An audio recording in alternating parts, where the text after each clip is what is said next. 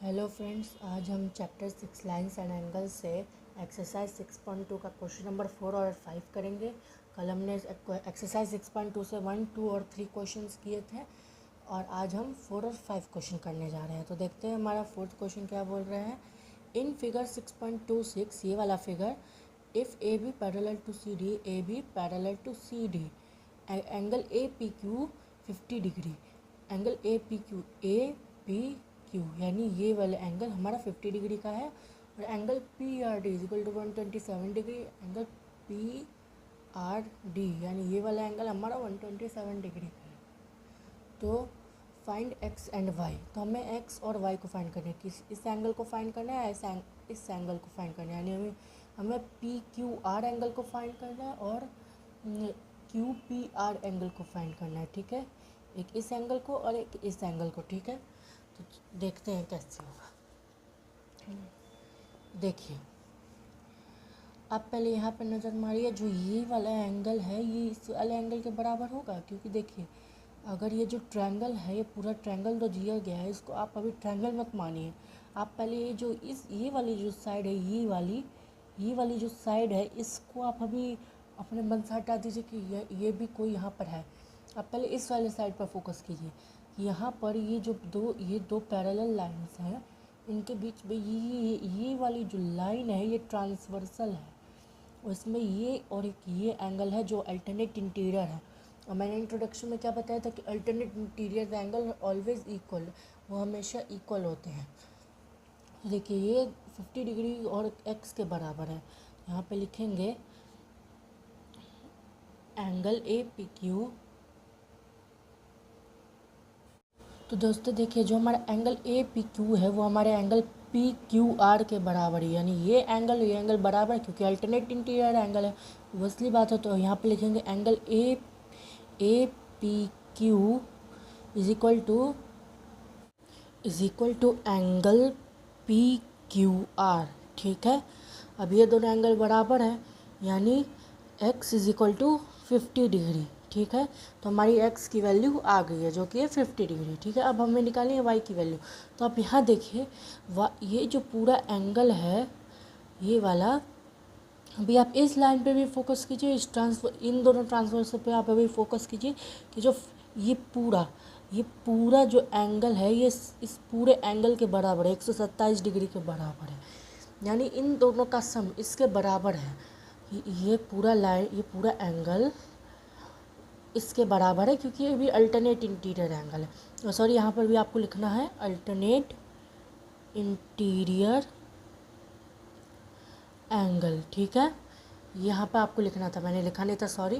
तो यहाँ पर ये पूरा एंगल इस पूरे एंगल के बराबर है, और ये दोनों यहाँ पर ये जो ट्रांसवर्सल है इस एंगल को बाइसेक्ट कर दिया है, पूरे को बाइसेक्ट यानी लीनियर पेयर में ही तोड़ा है, बाइसेक्ट तो बराबर में कर देता है। तो यहाँ से इसने इसको तोड़ा है, तो जिससे दोनों का सम इसके मिला के बन रहा है ये, क्योंकि ये पूरा एंगल इस पूरे एंगल के बराबर है।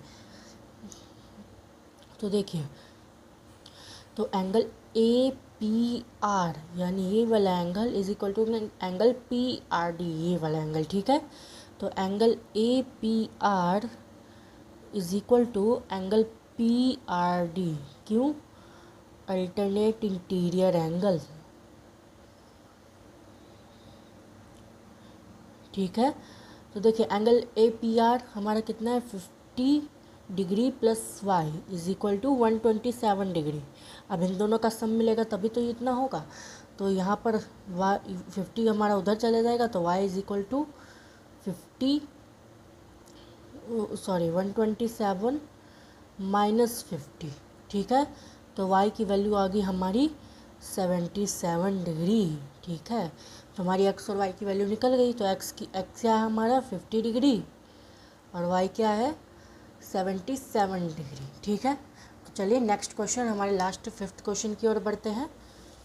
तो 5th क्वेश्चन हमारा क्या कह रहा है, साइंस बेस्ड क्वेश्चन ये थोड़ा सा। इन फिगर 6.27 ये वाला P Q and P S, P Q और P S are two mirrors placed parallel to each other ये दो मिरर हैं जो पैरेलल प्लेस्ड है, यानी कि ये दोनों लाइन पैरेलल है, ठीक है। An incident ray A B strikes the mirror P Q. एक इंसिडेंट रे, ये वाली incident ray A B P Q mirror पर स्ट्राइक करती है और बी पॉइंट पे, ठीक है। The reflected ray moves along the path B C, और रिफ्लेक्टेड रे वहाँ इसको रिफ्लेक्ट होके यहाँ पर वापस आती है, इस मिरर पर, आर एस मिरर पर टकराती है, और किस पॉइंट पर, सी पॉइंट पर, ठीक है। And again reflects back along C D, फिर ये सी डी पर रिफ्लेक्ट होती है।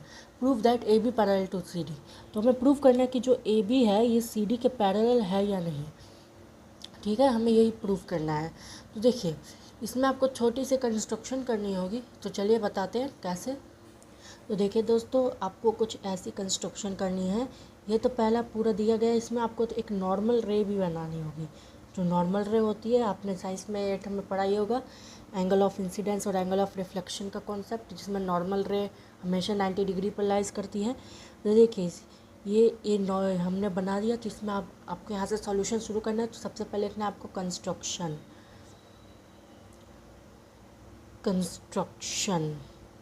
इसमें हमें लिखना है, तो इसमें हमें लिखना है B through at point B draw B E perpendicular to P Q, ठीक है। और and at point C draw C F perpendicular to R S, ठीक है। ये आपको कंस्ट्रक्शन यहाँ पे करनी है, जो मैंने कर दिया। अब आप देखिए ध्यान से, हमें इसमें 3 कंडीशन लिखनी होंगी, ठीक है। 3 कंडीशन ये है कि angle 1 is equal to angle 2, angle 3 is equal to angle 4। क्यों? ये देखिए, angle 1 is equal to angle 2, angle 3 is equal to angle 4 क्यों है? क्योंकि angle of incidence is equal to angle of reflection, ठीक है। तो angle of incidence is equal to angle of reflection, ये हमने साइंस में पढ़ा था लॉज ऑफ रिफ्लेक्शन में। ये एंगल ऑफ इंसिडेंस और एंगल ऑफ रिफ्लेक्शन हमेशा बराबर ही होंगे। तो एंगल 1 हमारा एंगल 2 के बराबर है, एंगल 3 हमारा एंगल 4 के बराबर है। तो देखिए, ये तो हमारी होगी फर्स्ट कंडीशन और ये होगी हमारी सेकंड कंडीशन। तो हमारी थर्ड कंडीशन क्या है? अब जो हमारी तीसरी कंडीशन है, आपको इस पर ध्यान देना होगा कि अगर आप देखें ध्यान से, तो हमारी जो बी ई लाइन है वो सी एफ लाइन के पैरेलल है। आप देखेंगे तो आपको दिखेगा कि जो हमारे बी ई लाइन और सी एफ लाइन पैरेलल है। तो यहाँ पर आपको लिखना है कि since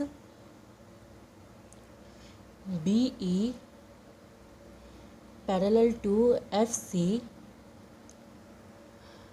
therefore angle 2 is equal to angle 3, ठीक है। क्यों? अल्टरनेट इंटीरियर एंगल्स हैं, तो ये एंगल हमारा इक्वल हो गया। और इसमें तो यह हो गई हमारी थर्ड कंडीशन। तो यहाँ पे लिखेंगे फ्रॉम 1, 2 एंड 3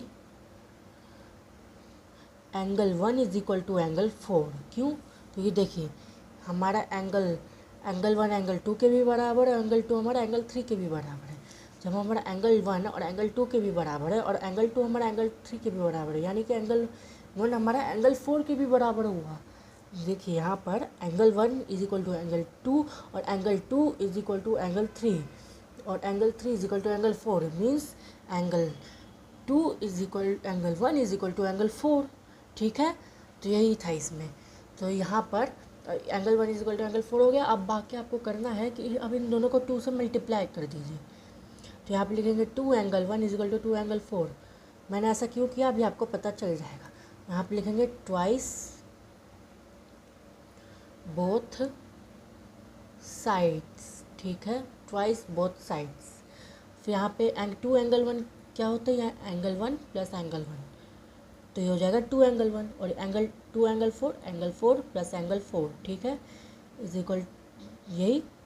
उसके बाद आपको यहाँ पे दिख रहा होगा, तो एंगल 1 प्लस एंगल 1 को क्या लिख सकते हैं, एंगल 1 प्लस एंगल 2, और इसको एंगल 3 प्लस एंगल 4। क्यों, क्योंकि angle 1 is equal to angle 2 और angle 3 is equal to angle 4, ठीक है। तो ये देखिए यहाँ पर हमने एंगल 1 को एंगल 2 में रिप्लेस क्यों किया, क्योंकि एंगल 2 और एंगल 1 बराबर है, और एंगल 4 को हमने एंगल 3 में रिप्लेस क्यों किया, क्योंकि एंगल 3 और एंगल 4 बराबर है। तो इसे देख सकते हैं कि जो हमारा एंगल 1 और एंगल 2 का जो सम था वो एंगल 3 और एंगल 4 के सम से बराबर हो गया, यानी ये पूरा एंगल इस पूरे एंगल के बराबर हो गया है।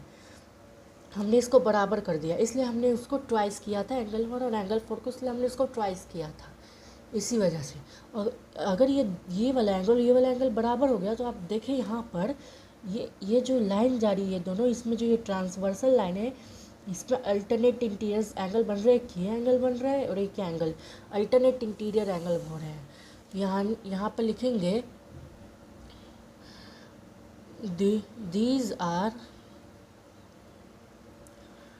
alternate interior angles, then AB parallel to CD, hence proved, ठीक है। तो हमने प्रूव कर दिया कि AB parallel to AB CD के पैरेलल है, ठीक है। तो यहाँ पर इतना हमारा चैप्टर 6 लाइन साइड एंगल्स हमने ख़त्म कर दिया। तो अब हम शुरू करेंगे कल से लीनियर इक्वेशन इन 2 वेरिएबल्स। अगर आपको कोऑर्डिनेट ज्योमेट्री हमसे सीखना है तो आप कमेंट में बताइएगा, हम उसके ऊपर भी वीडियो बनाएंगे। Thank you.